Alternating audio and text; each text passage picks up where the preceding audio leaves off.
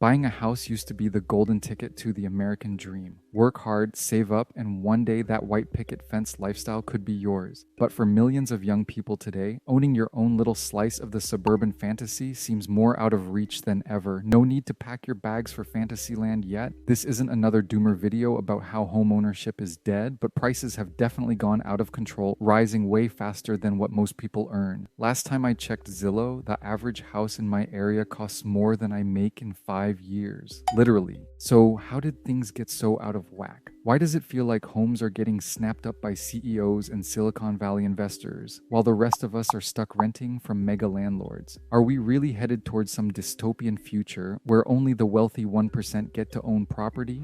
Finding a home for sale is getting tougher these days. Inventory is slim in part because mortgage rates are so high, and that's leaving some priced out. How would you describe your home hunting process right now? It's very frustrating.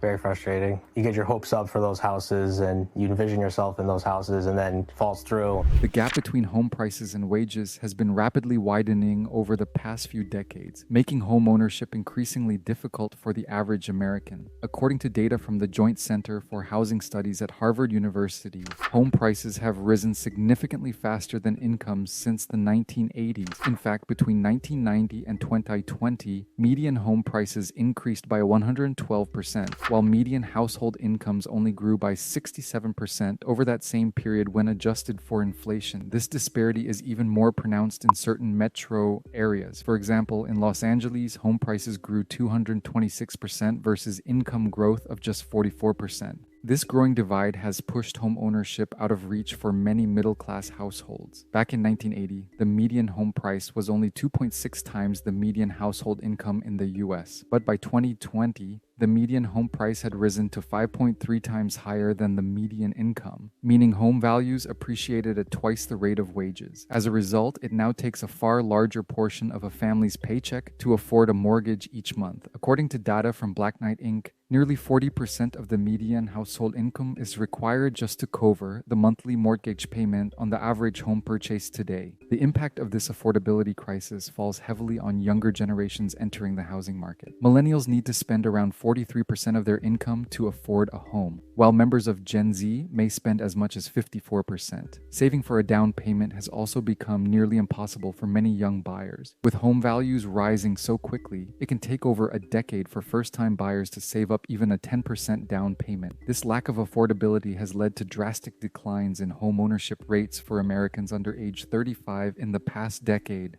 While housing affordability has declined for the average American, there are certain demographics that have managed to continue participating in the housing market despite escalating prices. The wealthy remain able to buy into home ownership, as high prices have little impact when you have millions in assets and income. In fact, the housing boom has concentrated wealth in the hands of high net worth homeowners who have seen their home values skyrocket. The net worth of upper income households has grown significantly compared to lower and middle income groups. Real estate investors and investment funds are also still aggressively buying properties to add to rental portfolios. One report from Redfin found that investor purchases of homes are up over 45% from 2020. Large institutional investors like BlackRock can pay cash or secure financing easily, allowing them to snap up homes even when prices go over asking. Transplants coming from major coastal cities with extremely high housing costs are another segment still capable of affording homes. For someone moving from San Francisco or New York to more affordable metros like Phoenix or Atlanta, local home prices may seem relatively cheap in comparison. These out-of-state buyers often have higher incomes that allow them to outbid other buyers. As a result, they end up displacing lower-income local residents and drive up prices.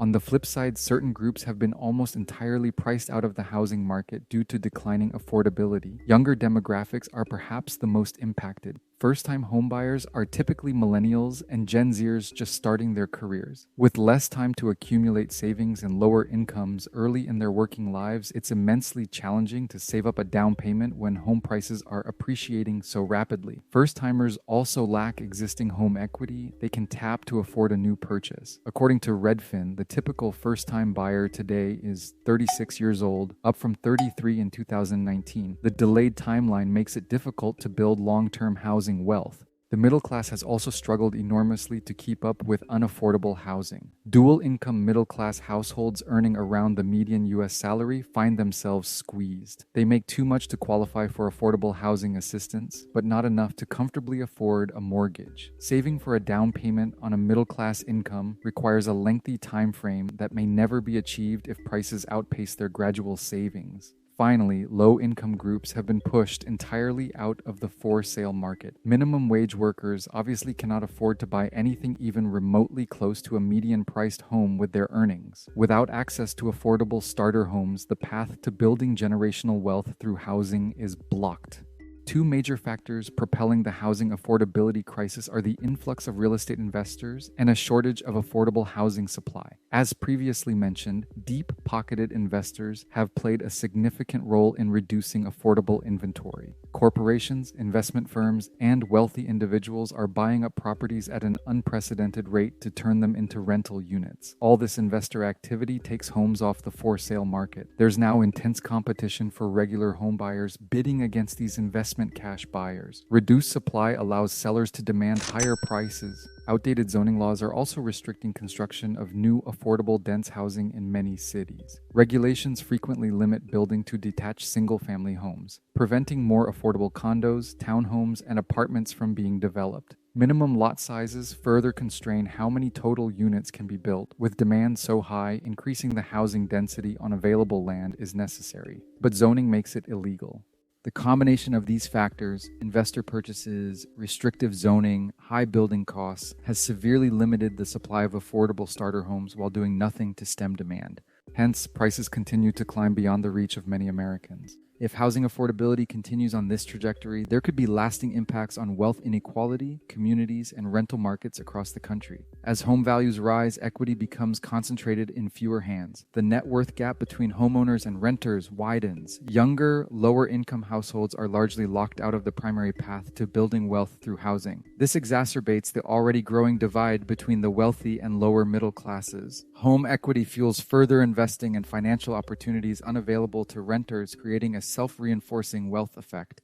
Neighborhoods and cities may also transform as homeownership concentrates with certain elite demographics. As investors buy up properties to rent out, fewer residents actually own and live in their homes. Local communities suffer when people don't establish roots. Housing in top metro areas could begin to resemble the unaffordable markets of NYC and San Francisco, with low ownership rates and transient renter populations. On the rental side, costs will likely continue to rise with demand. Rents are already at record highs, but an influx of aspiring buyers unable to purchase homes will further strain rental stock and allow landlords to charge higher market rates. Tenants, especially low-income groups, will devote growing portions of their pay to rent amid limited options. In essence, declining affordability now restricts access to the traditional avenues for stability and upward mobility through housing. The consequences are both economic and social.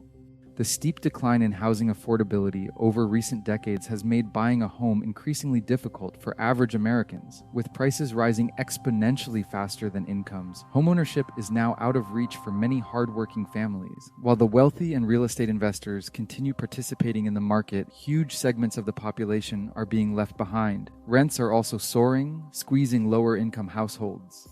Looking ahead, it's unclear if any trends will reverse without substantial intervention. Home prices show no signs of cooling even as they surpass what middle-class wages can reasonably support.